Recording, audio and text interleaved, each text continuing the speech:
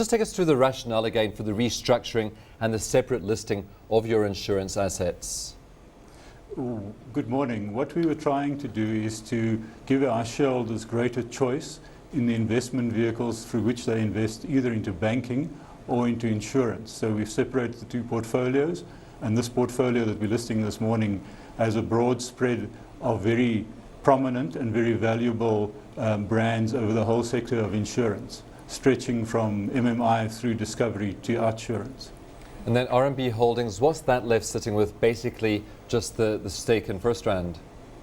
That is correct. It's a significant holding of just under 34% of FirstRand, and the size of that stake has value in itself, we believe. Peter, a little earlier you mentioned that you're giving investors a bit more choice here, but why would investors choose to invest in RMB Holdings rather than directly into FirstRand? I think you should accept that we believe that the size of the stake that we hold has a value on its own, and that coupled with the fact that we haven't got any sort of classic head office costs at the centre, as it were, it means that you have the upside of us potentially one day turning that asset to account without suffering any dilution or dissipation of value as a result of the structure that we've created. Peter, just with the insurance assets, why not unbundle these altogether to shareholders? What value are you going to be creating by putting them into RMI? Well, to a certain extent, we believe, as I've said with the banking asset, it's also true for the insurance assets, that the size of the asset has value, and if you were to unbundle them, you dissipate the value of that asset forever, and the shareholders will never be able to extract the strategic value that comes from that asset. In our group and in that of our largest shareholders, we have in the past been able to achieve a premium to the underlying value of the asset simply because of the size of the asset that we're dealing in. Let's touch on dividends. We know that short-term insurance are pretty much a good source of dividends for shareholders. Tell us how this is going to play out, and do you anticipate that RMI will provide investors with that high dividend yielding stock? We anticipate that we will run the same policy that we had in the past, where the dividend flows that we get from the underlying investments will, in the ordinary course of business, after servicing whatever funding requirements we have at the centre, be passed through to shareholders. Clearly, in this portfolio of insurance assets that we're listing this morning, specifically parts of MMI and the Outsurance Group pay a very high dividend payout ratio, and as a result, you can anticipate that the cover would be quite attractive for shareholders looking for dividend yield.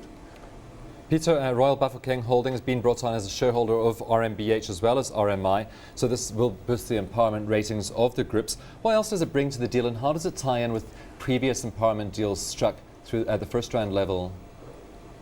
We're very excited about the potential partnership that we're creating with Royal Bafokeng. We believe that between ourselves, themselves and Remgro, the deal flow that they see as a result of their status will enhance the ability to do transactions over time. We hope that they will become a partner of ours to a greater extent as we move forward. And the difference between them and the other transactions is that they actually are investors that stand in their own right without needing support from the classical BEE type transaction. Will they also be joining the group at the board level? We will be discussing that with them. It's likely that they will be invited to join the board, yes.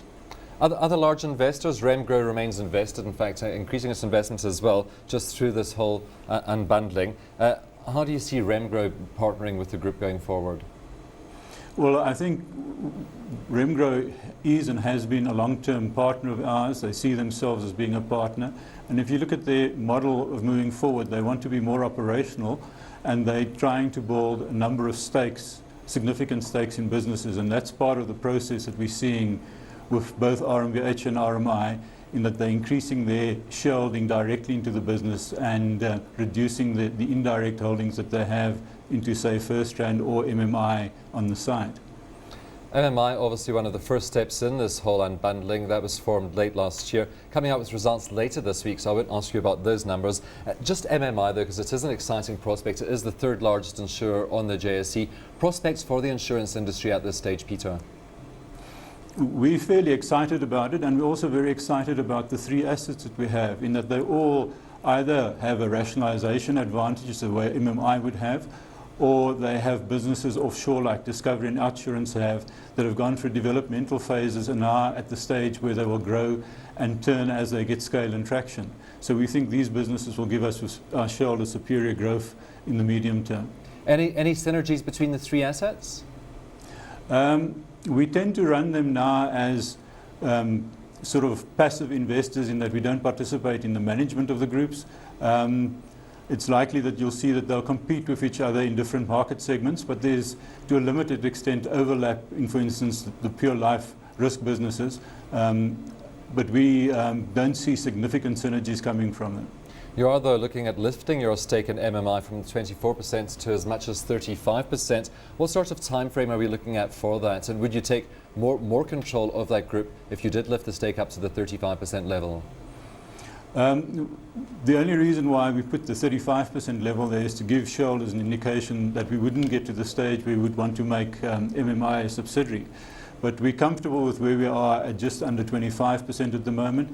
And if we took it over 25%, it would just be to cement a relationship with a potential shareholder, or to get us to the stage where we reduce any structural impediments in dealing with those assets. Peter, what sort of appetite would you expect from the market for a company like RMI, and what sort of liquidity would we see in this stock? I think one of the potential attractions of RMI relative to the two underlying listed entities is that they have relatively small free floats, and this creates an additional free float for the group or for investors in the sector, and also the diversification that comes from having a spread across brands that are prominent and preeminent in their fields.